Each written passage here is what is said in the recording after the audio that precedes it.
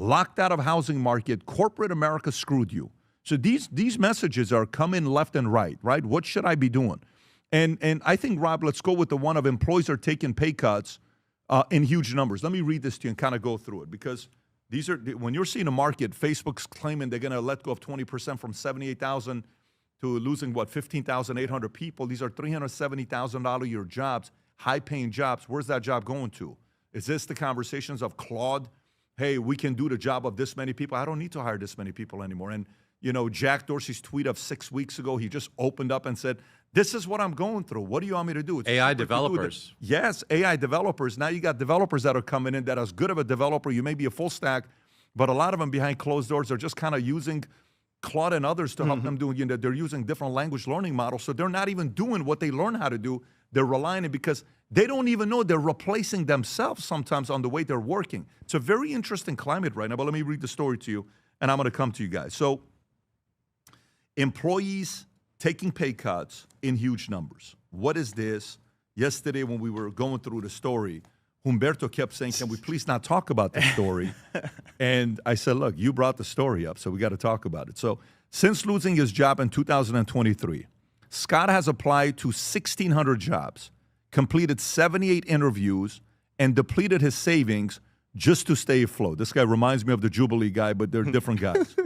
The constant rejection has become so unbearable that he went on antidepressants. Now, remember, this is Business Insider, so it's a little bit of a woke type of a thing. So as you're reading this, please, brace for impact. There's emotion. That's probably the person that wrote this went to a school that's more of a left-leaning journalistic school. So, Rob, can we find out who wrote this article? I actually want to know who the author of this article is. So when a recruiter from a staffing company called with a job offer last December, he hung up, walked upstairs, told his wife the news, and cried. It finally happened. He remembers thinking. The triumph through, though bittersweet, the position was a 6-month contract as a technician, 2 steps down from his previous role as a senior manager. He'd have no guarantee of work once the contract ends, and he'd be earning only half what he made before. Accepting this is going to set my career back 5 years, he told me. I know I'm really good. I want a chance to prove myself. We've all heard about how grueling the white-collar job search has become, but the market is so tough right now that even the people landing jobs often aren't the success stories they appear to be. Revelio Labs, an analytic provider, recently looked at the data it collects from across the internet and found that an alarming share of people are settling for roles that pay less than the ones they had before. Among all white-collar workers who changed jobs at the end of last year, 40% of them took salary cuts of more than 10%. Revelio Labs analysis showed that's the highest share in at least a decade. The share of professionals getting similarly large raises is also at its lowest level. Tom, master's in national security and a bachelor's in national security, right? Yeah. But you had the drive to go get it done. This is why sometimes when I hear stories like this, when, hey, here's what this person's going through, and here's how long it's taken to do this, and here's how long it's taken to do that.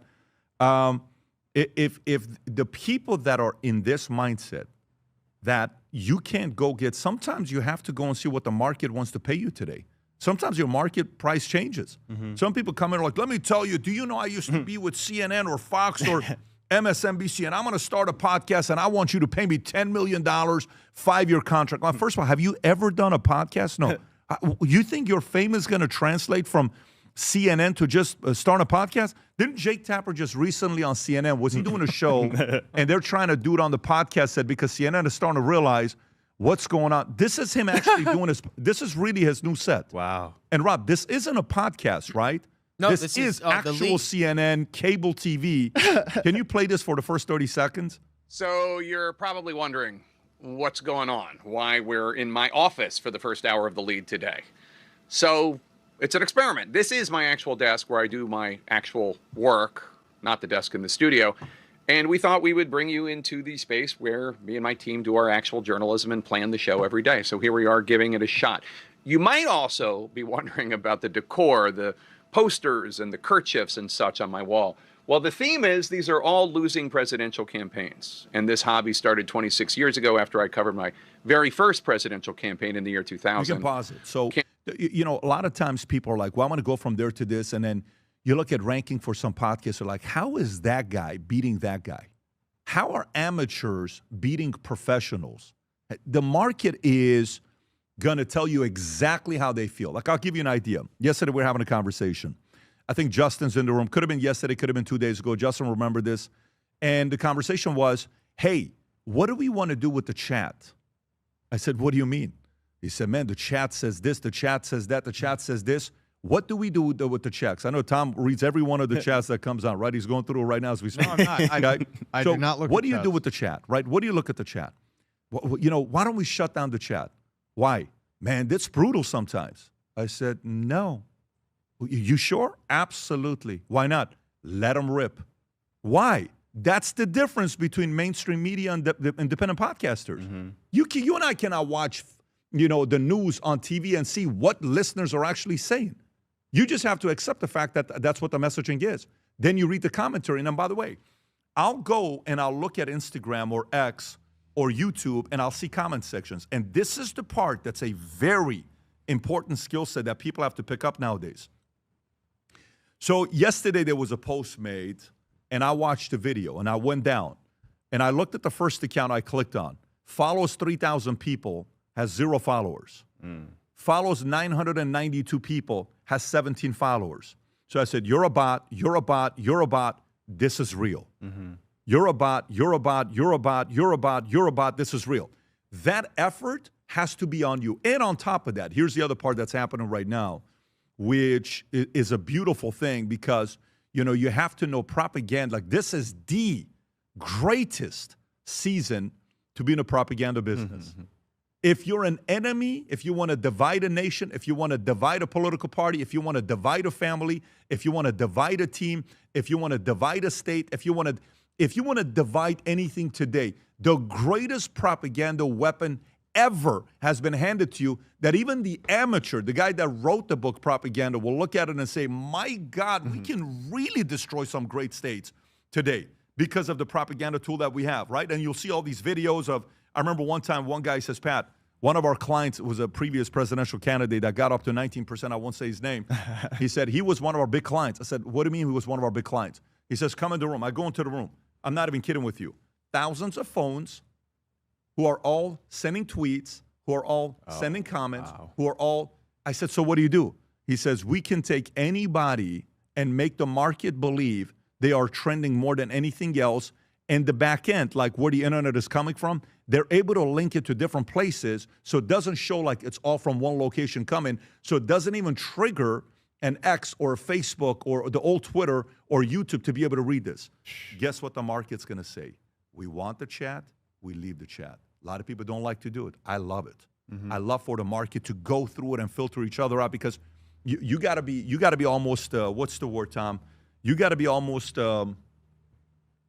there's a word for it where when I was on the podcast with Joe and Joe and I were talking about comments and Joe says, well, Pat, you can't compare us because we're used to comments. We're used to what's going on. The average person's not, right? I love that the market is speaking to each other to see what's going to be happening. The market right now, when they're talking about jobs, people are saying it's a scary time for jobs. Forget about the article we're reading. The market is saying, Pat, I'm afraid. I had 22 students here 2 weeks ago. Top ambassadors of this great school, 4.85 GPA, getting accepted into big schools. Yeah. We're talking about schools like, Ivy League and some of these other, and I'm talking to these guys. And we're talking about career planning, what they do next. What should we do? How do we reposition ourselves? This is not a time to go into, you have to find a way to compete against everybody else. 51% of you consume the content here on the podcast who have not subscribed. We'd like to take PBD Podcast to 5 million subscribers. We're at 2.9 million right now. We're going to have something we'll announce here soon. And we'd like to take Valuetainment to 10 million subscribers. We're currently at 7.16 million subscribers. So if you haven't yet, if you enjoy what we do, you support the conversations that we have, click on that subscribe button. It helps us out a lot with the algorithms. And last but not least, if you're a full stack developer, if you're a good editor, if you're somebody with an MBA, if you're somebody that's been in the consulting side, we're hiring aggressively right now. We just got the floor plan for how high we can go here. We're planning on building a building, and we got some good news on how high we can go on the building that we're going to build here to house a couple thousand